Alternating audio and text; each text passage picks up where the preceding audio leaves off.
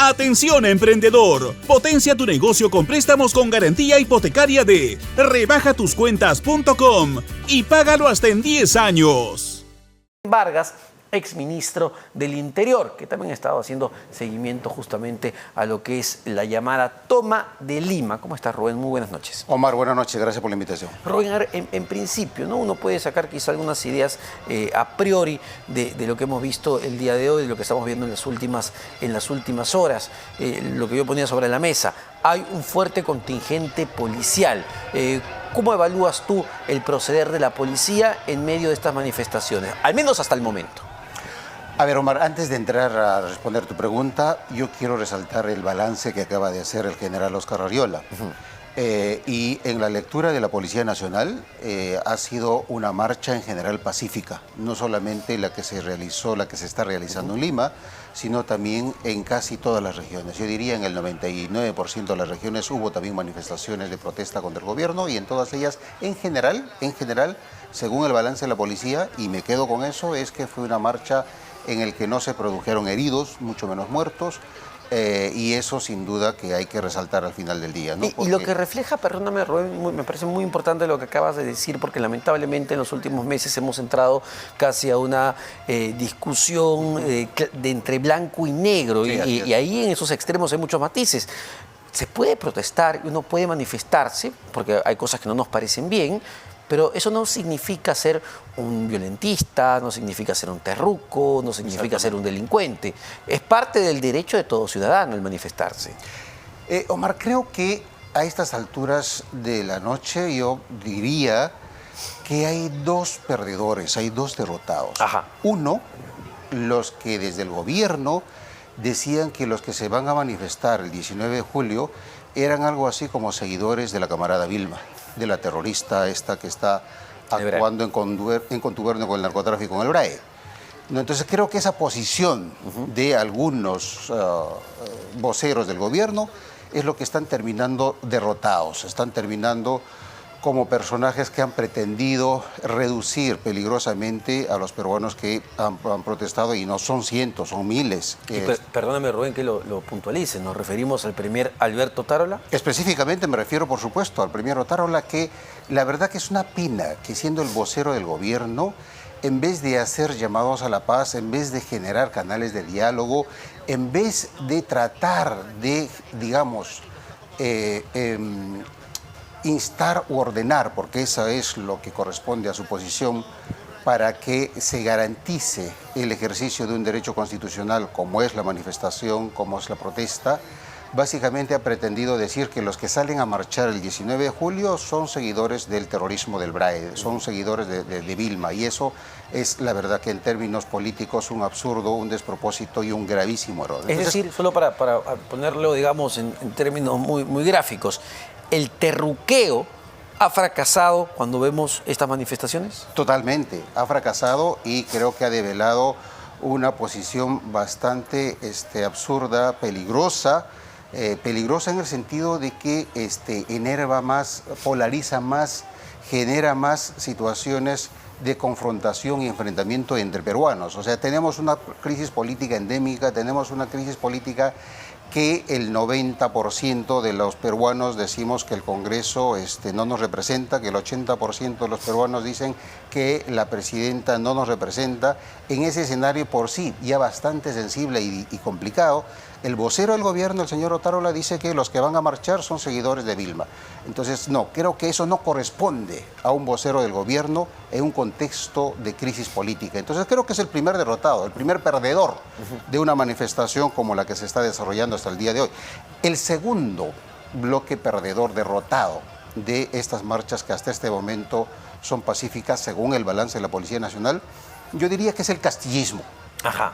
Ese castillismo que levantó las banderas precisamente de toma de Lima en sentido violento, en sentido de expropiación, en sentido de conquista, en sentido de incursionar en un territorio del enemigo. Es decir, esa concepción de arrasar, esa concepción política de tomar Lima en sentido de derrotar a mi opositor, a mi enemigo político, creo que eso está muriendo el día de hoy con la marcha del 19 de julio. Porque además lleva, entiendo, Rubén, un revanchismo, ¿no? Lleva un revanchismo quizá contra la clase política, y no solo contra la clase política, sino contra los que ellos consideran son la clase dominante, incluso eso de tomar Lima, ¿no? Contra los limeños, cuando aquí pues convivimos una gran cantidad de peruanos. Totalmente. Entonces, ese concepto maniqueo, ese concepto absurdo, ese concepto también polarizante, igual que el vocero del gobierno, creo que también es el segundo gran derrotado. Porque lo que estamos viendo, especialmente en Lima, es la marcha no en el sentido de tomar Lima, sino en el sentido de defendamos la democracia, sino en el sentido de necesitamos superar esta crisis adelantando las elecciones. Te pido un instante, nos vamos. Rubén, por favor, un comentario, sino que hay estas situaciones pues donde a veces los ánimos se salen de control de parte de la población también. Omar, yo me quedo nuevamente, insisto, con el balance que hizo la Policía Nacional de que hemos estado frente a una marcha pacífica en términos generales. Y lo que estamos viendo ahora, sí, en efecto, son actos violentos en el que la Policía Nacional tiene absolutamente claro cuáles son sus atribuciones para poder neutralizar esos ataques violentos. Estos personajes que estamos viendo, los clásicos tirapiedras, no pueden manchar, no pueden contaminar un acto de ejercicio constitucional que ha sido durante todo el día, y creo que eso es importante decirlo. La policía tiene que actuar interviniéndolos, deteniéndolos y aplicándoles la ley que corresponde a estos personajes que han confundido o pretenden confundir una manifestación, el ejercicio de un derecho constitucional, con la comisión de un delito, y además están en flagrancia y la policía perfectamente puede detenerlos y procesarlos. Pero, insisto, creo que esto es lo que estamos viendo, es de un grupo pequeño que pretende ensuciar, que pretende contaminar una manifestación que corresponde definitivamente al sentir y a la lectura que tiene el grueso de la población respecto a la situación política y social en la que nos encontramos. Y eso es a lo que nos referíamos, ¿no? Cuando tú mencionabas que los extremos de alguna manera han sido los grandes perdedores en esta jornada, tanto los extremos que les gusta terruquear a todo el que salga a manifestarse, muchos del propio gobierno de la presidenta Boluarte, y también el otro extremo que lo que busca en este momento es que, claro, la policía se tome y empieza a lanzar bomba lacrimógena por doquier y empieza a golpear a todos los manifestantes. Esos extremos han fracasado el día de hoy. Yo creo, como te dije, son los dos grandes perdedores de lo que ha pasado hoy día, el 19 de julio. Primero, los que desde el gobierno pretendieron confundir o reducir con la convocatoria que hizo la camarada Vilma. Y segundo, los segundos perdedores son ese castillismo que pretende sacar de prisión a un golpista, a un corrupto, a un cabecilla de una organización criminal.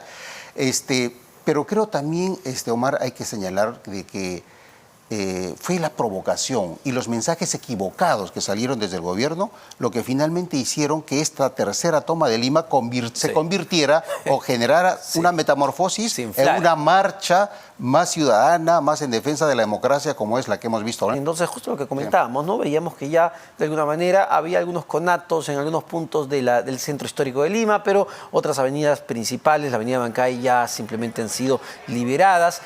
¿Cómo evalúas el accionar de la policía? Creo que ha sido una actuación muy profesional en términos operativos, en términos tácticos, la actuación de la policía no solamente en Lima, sino en todas las regiones donde se registraron estas marchas. La actuación muy profesional de la policía ha permitido evitar que se produzcan daños, y creo que en efecto ahora sí podríamos decir que la policía ha garantizado el ejercicio de ese derecho constitucional de la protesta.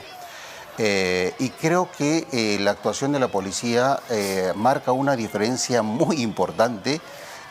Puede ser demasiado irónico, pero ha sido más serena, ha sido más profesional que los voceros del gobierno, que siempre han intentado atizar y siempre han intentado polarizar en esta marcha. La policía, en términos operativos, ha controlado muy bien a la manifestación y creo que está teniendo una actuación hasta este momento impecable. Yo quiero felicitar a toda la policía, especialmente a su comando.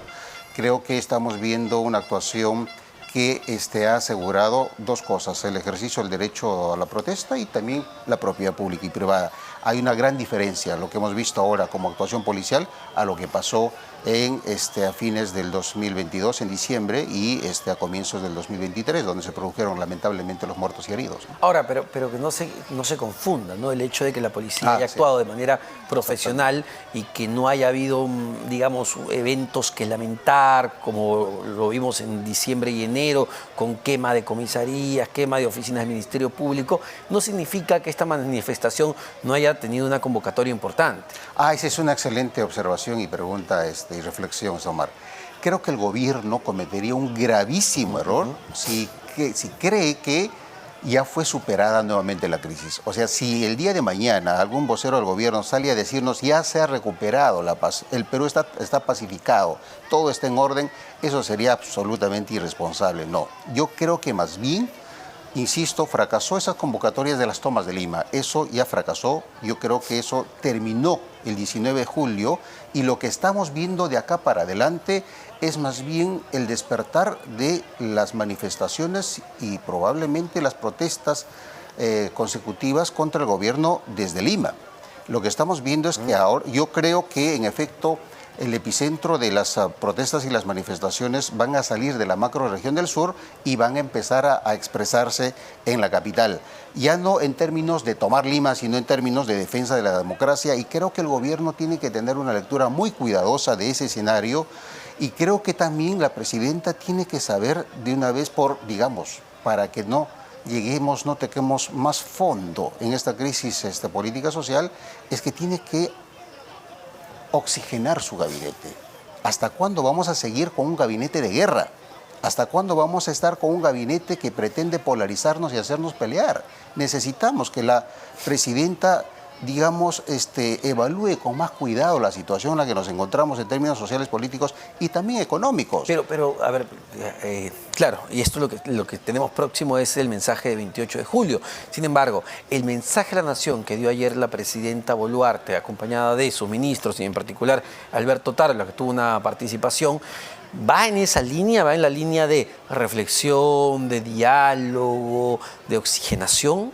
No, lamentablemente sigue todavía con un discurso que va en la línea de su vocero. Y creo que eso es en este momento muy peligroso para la democracia, para el país. Y lo que necesitamos es, más allá de cuánto dure el actual gobierno, más allá de ese análisis, de esos escenarios, creo que la presidenta tiene que tranquilizarse, tiene que calmarse y tiene que ser consciente de que necesitamos reconciliarnos los peruanos y la presidenta necesita un gabinete que vaya en esa línea. No necesitamos seguirnos tirando piedra, pero si vamos a seguir atizando y polarizando a la población, obviamente que estas marchas las vamos a ver con muchísimo más frecuencia. Que no se confundan, que no se equivoquen. No ha sido superada la crisis, yo diría que estamos cambiando de escenario, de la macrorregión sur a Lima, y ya no con una bandera del castillismo, sino con una bandera más ciudadana, más en defensa de la democracia. Es quizás lo que a veces se teme y se analiza, que la clase media, sobre todo de la capital, empiece a protestar, puede ser lo que signifique un quiebre y, digamos, un mayor nivel de presión sobre el gobierno y el Congreso? Creo que es exactamente eso lo que está empezando, yo entiendo en esos términos el 19 de julio. Es el punto de quiebre, es el hito a ese otro escenario. Y creo que hay que tratar de tomar algunas decisiones rápidas desde el gobierno, porque en los próximos meses, 3 meses, tenemos un fenómeno del Niño que va a generar muchos problemas en términos económicos y también sociales, y lo que necesitamos es a un gobierno más o menos tranquilo, que permita atender las necesidades urgentes para los peruanos que van a ser afectados. Pero si seguimos con esto, en esa lógica y con ese equipo que acompaña a la presidenta, la verdad que el pronóstico es bastante reservado. A ver, para ser muy concretos, Rubén, la presencia de Alberto Tarla como cabeza del gabinete es la que sigue generando este nivel de animadversión y rechazo. Yo creo que ha cumplido ya su etapa, su ciclo, el señor Otárola. No está cargando una mochila muy pesada que corresponde a los muertos que se produjeron en las protestas anteriores. Y allí hay gravísimas acusaciones vinculadas a las circunstancias de esas muertes. Entonces creo que eso le hace daño a la presidenta, eso hace daño a la democracia. necesitamos que la presidenta tenga una vocería lo más alejada posible de esas investigaciones que se están realizando ahora vinculadas a violaciones, a graves violaciones a los derechos humanos. Sin embargo, digamos, una eventual salida de Alberto Tarola, ¿cuánto realmente puede cambiar la situación? Porque tú lo recuerdas muy bien, ¿no? Esa herida está abierta, la herida de los 65 peruanos muertos, los 45 o 49 peruanos que murieron por proyectil de armas de fuego que normalmente usa la policía y el ejército según, digamos, las necropsias que tenemos. Eso no ha sido superado. Y esa herida va a seguir sangrando mientras tengamos como vocero del gobierno a uno de los directamente responsables de esas situaciones. O sea, hay una responsabilidad política que no se ha asumido y que eso es una de las cosas, por supuesto, que enerva, que indigna a la población, especialmente a la población de las regiones donde se produjeron los muertos.